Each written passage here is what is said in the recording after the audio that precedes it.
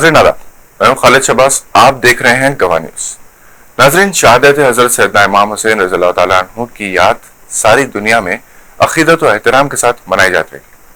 दुनिया के बाज़ ममालिक में 8 अगस्त को और बाज़ ममालिक में 9 अगस्त को यौम आशूरा है, जिसका एहतराम हर दौर में किया जाता रहा। हज़रत सैयदना इमाम हुसैन रज़ियल्लाहु तआला अन्हु की शहादत की वजह से शिया हज़रात गम मनाते हैं और अहले सुन्नत वल जमात इस यौम का एहतराम करते। कुरान ख़वानी और ज़िक्र इलाही की महफिलों का एहतमाम किया जाता है। हज़रत इमाम हुसैन रज़ियल्लाहु तआला अन्हु ने 72 जानिसारान इस्लाम के साथ करबला में यजीदी लश्कर के साथ पूरी जुर्रत के साथ मुकाबला किया। यजीदी लश्कर ने दरियाए फिरात का पानी लेने से हुसैनी लश्कर को रोके रखा था। 3 दिन के प्यासे जानिसारान इस्लाम ने आखिरी वक्त तक मुकाबला किया और जाम शहादत नोश किया। इब्न ज़ियाद ने हज़रत इमाम हुसैन रज़ियल्लाहु तआला अन्हु को शहीद किया। नवासे रसूल के मुबारक जिस्म और आपके सर मुबारक की बेहरमती की गई। सैयद फातिमतुज़ ज़हरा के लाल ने हक के सरबुलंदी के लिए अपने आप को कुर्बान कर दिया और रहती दुनिया तक हक और सदाकत की मिसाल बन गए। यजीद के कहने पर आपको शहीद किया गया।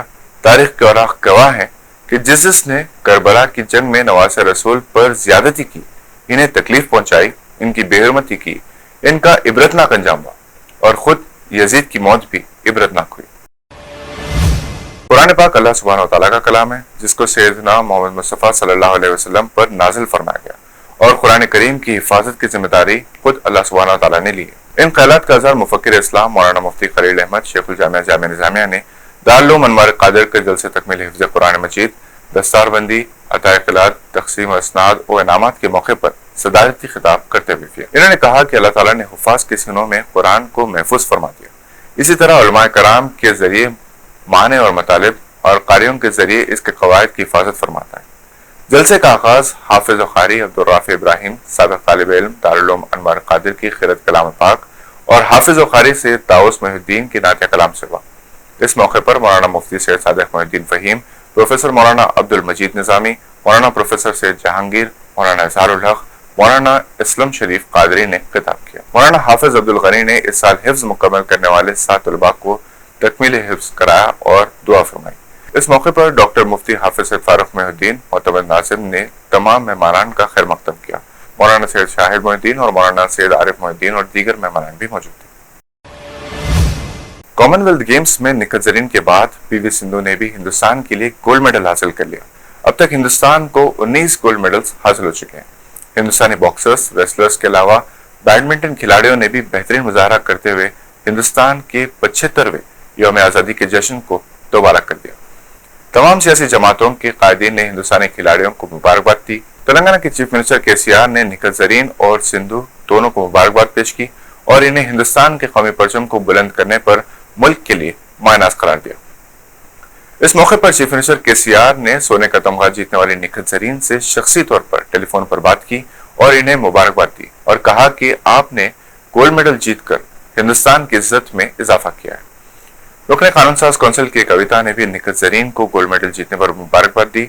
रुकने काउंसिल ने कहा कि ज़रीन की जीत ने एक बार फिर दुनिया भर में तेलंगाना के नाम को रोशन कर दिया।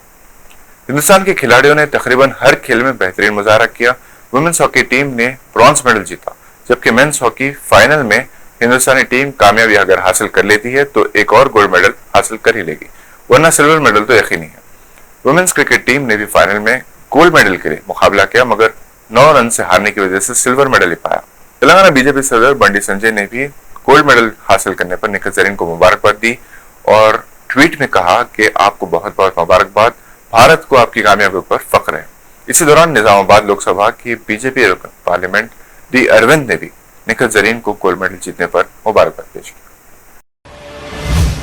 क्या बिहार में नीतीश कुमार कांग्रेस और आरजेडी के साथ मिलकर नई हुकूमत तश्कील देंगे? इस वक्त सियासी हलकों में इसी सवाल पर चर्चे हो रहे हैं, क्योंकि नीतीश कुमार बीजेपी से नाराज है। इन्हें शिकायत है कि बीजेपी जनता दल के नुमाइंदों को खरीद रही है।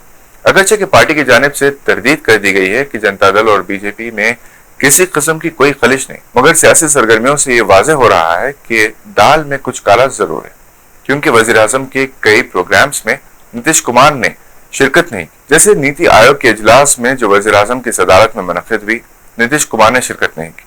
याद रहे कि जनता दल यू बिहार के सदर आरसीपी सिंह ने भी बीजेपी में शमूलियत इख्तियार की, क्योंकि आरसीपी सिंह के खिलाफ रिश्वतखोरी के इल्जामात हैं پارٹی قیادت نے ان سے سوال کیا تھا کہ آخر انہوں نے اپنے ارکان خاندان کے لیے 58 پلاٹس کیسے خریدے تھے، جس پر آر سی پی نے پارٹی سے استعفیٰ دے دیا۔